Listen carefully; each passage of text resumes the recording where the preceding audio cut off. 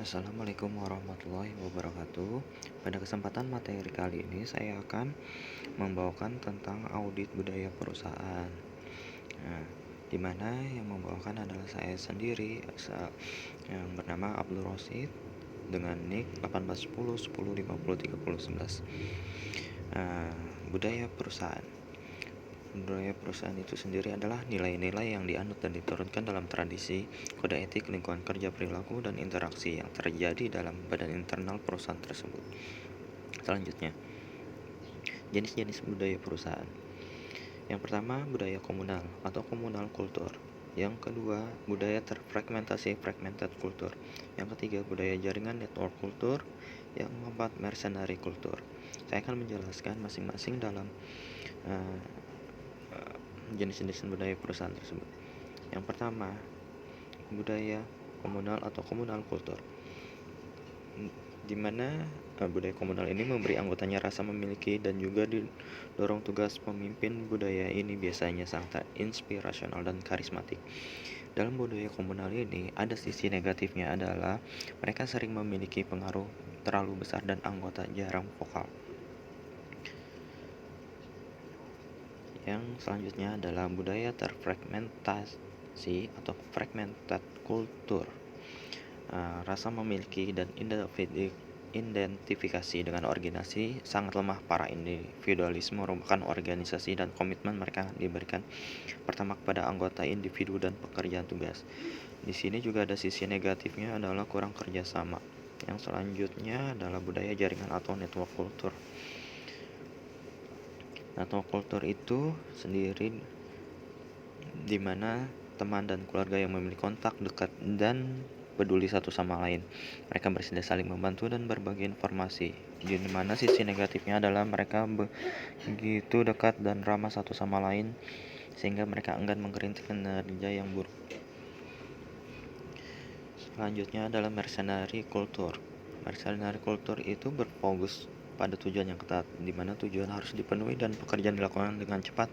Semua orang fokus pada tujuan dan objektivitas. Dalam mercenary culture ini terdapat sisi negatifnya, adalah mereka yang kinerjanya buruk mungkin diperlakukan tidak manusiawi,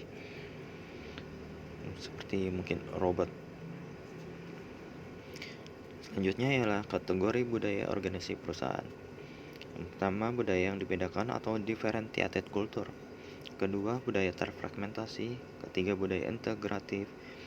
Dan yang pertama dalam kategori budaya organisasi perusahaan, yaitu budaya yang dibedakan atau differentiated culture, adalah mentolerir subkultural dengan beberapa variasi dalam nilai dan perilaku.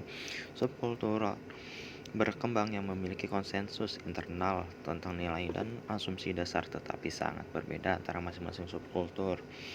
Selanjutnya, budaya terfragmentasi adalah memungkinkan keragaman menjadi aturan daripada pengecualian. Ada banyak interpretasi, nilai, dan asumsi yang menghasilkan ambiguitas besar.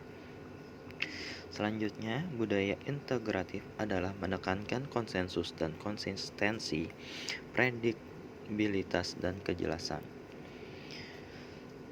Selanjutnya yaitu adalah budaya bagian dalam penugasan audit, di mana perilaku dan tingkah laku yang tidak etis pada akhirnya akan menempatkan sebuah perusahaan pada risiko dan menjadi penyebab dari kegagalan pencapaian daripada tujuan perusahaan.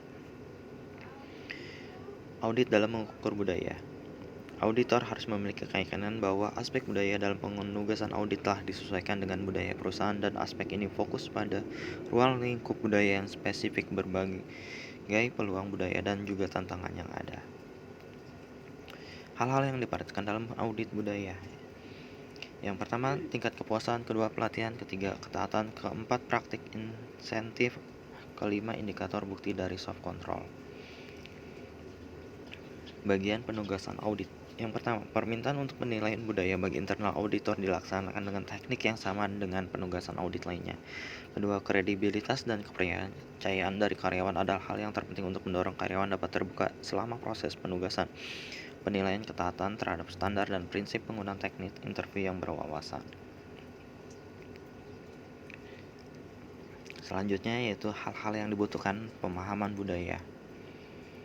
Yang pertama, peningkatan Ketersediaan sumber daya, kedua review atas hasil survei penugasan karyawan, ketiga melatih staf audit, keempat mensupervisi auditor secara dekat untuk memastikan materi bersifat subjektif. Terima kasih. Sekian materi dari saya mengenai audit budaya perusahaan. Selebihnya saya kurang berkenan meminta maaf. Wabillahi wa taufiq wal hidayah. Wassalamualaikum warahmatullahi wabarakatuh.